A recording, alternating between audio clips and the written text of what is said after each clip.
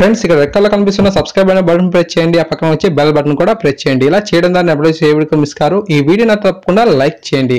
Friends ఈ video కింద description లో ఒక న్యూస్ యాప్ లింక్ ఇచ్చాను. యాప్ జస్ట్ 4 MB మాత్రమే ఉంటుంది. ఈ యాప్ ఇన్స్టాల్ చేసుకున్న వెంటనే మీకు 50 రూపీస్ అనేది రావడం జరుగుతుంది. ఈ యాప్ తో మనం నెలకి 5000 వరకు ఎర్న్ చేసే అవకాశం ఉంది. సో తప్పకుండా అందరూ ట్రై చేయండి. Hi guys, Mahesh here. Friends ఆంధ్రప్రదేశ్లో డిఎస్సి కంటే ముందుగానే మరొకసారి టెట్ నిర్వహించండి అని చెప్పి చాలా మంది అభ్యర్థుల నుంచి మనకు ప్రభుత్వానికి విన్నపాలు అయితే వెళ్తున్నాయి. సో ఈ రోజు దీనికి సంబంధించి మనకు ఒక మంచి అప్డేట్ అయితే రావడం జరిగింది. సో చూద్దాం ఫ్రెండ్స్. ఉపాధ్యాయ పరీక్షలో మార్కులు తక్కువ వచ్చాయంటూ పేర్కొంటూ జవాబు పత్రాల కోసం ₹200 చెల్లించి మొత్తం 30,591 మంది అభ్యర్థులు దరఖాస్తు చేసుకున్నారు.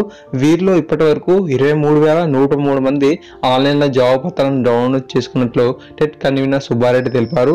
ఉపాధ్యాయ నియామక పరీక్షకు ముందు మరోసారి టెట్ నిర్వహించాలని అభ్యర్థుల నుంచి వచ్చిన దరఖాస్తులను ప్రభుత్వానికి పంపినట్లు ఆయన వెల్లడించారు.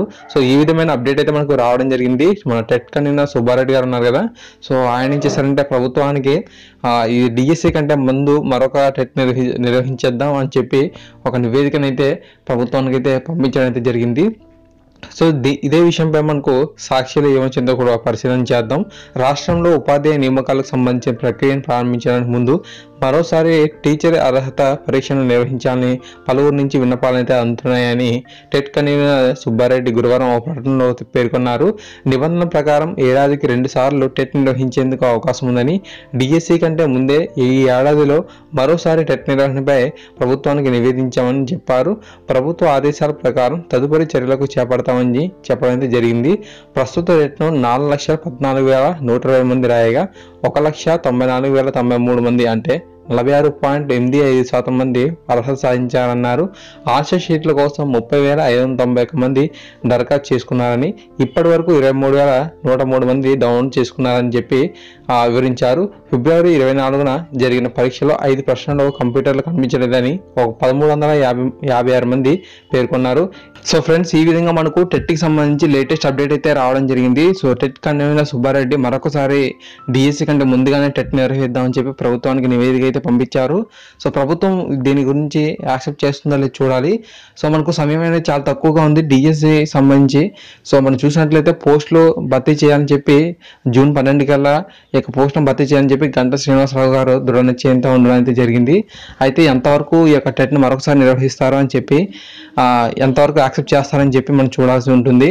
సో టెట్ కమ్ టీఆర్టీ నిర్వహిస్తే బెటర్, ఎందుకంటే సమయం కూడా చాలా తక్కువగా ఉంది కాబట్టి మరలా దీనికి ఎక్కువ సమయం కేటాయించడం కాబట్టి టెట్ కమ్ టీఆర్టీ అయితే మనకు 2014లో ఏ విధంగా అయితే మనకు జరిగిందో సో అదే విధంగా మనకు జరిగినట్లయితే చాలా బాగుంటుందని చెప్పి నా యొక్క అభిప్రాయం. సో అంతేకాకుండా లేదు ఒకవేళ టెట్ కమ్ టీఆర్టీ లేకపోయినట్లయితే కనీసం గ్రేస్ మార్క్ ఏదైతే ఉందో సో గ్రేస్ మార్క్ కనుక ప్రతి ఒక్కరికి పెంచినా సరే చాలా బాగుంటుంది. అంతేకాకుండా లేదంటే క్వాలిఫైయింగ్ స్కోర్ ఏదైతే ఉందో సో దాన్ని కనీసం 5% తగ్గించడం సరే చాలా బాగుంటుంది. సో మరలా చదవాలి, మరలా వీటి కోసం ఫీ చెల్లించుకోవాలంటే చాలామంది అయితే ఇబ్బంది పడే అవకాశం ఉంది. సో ఫ్రెండ్స్ మీ యొక్క అభిప్రాయం కింద కామెంట్ సెక్షన్లో తెలియజేయండి. మీరు మరొకసారి టెట్ నిర్వహించాలని చెప్పి కోరుకుంటున్నారా, లేదంటే ఈ యొక్క గ్రేస్ మార్క్ ఏదైతే ఉందో అది పెంచితే క్వాలిఫై అవుతాము అని చెప్పి యాక్సెప్ట్ చేయడానికి సిద్ధంగా ఉన్నారా, లేదంటే మీరు క్వాలిఫైయింగ్ స్కోర్ ఏదైతే ఉందో సో దాన్ని 5% తగ్గిస్తే అందరికీ కూడా బాగుంటుందని చెప్పి భావిస్తున్నారా?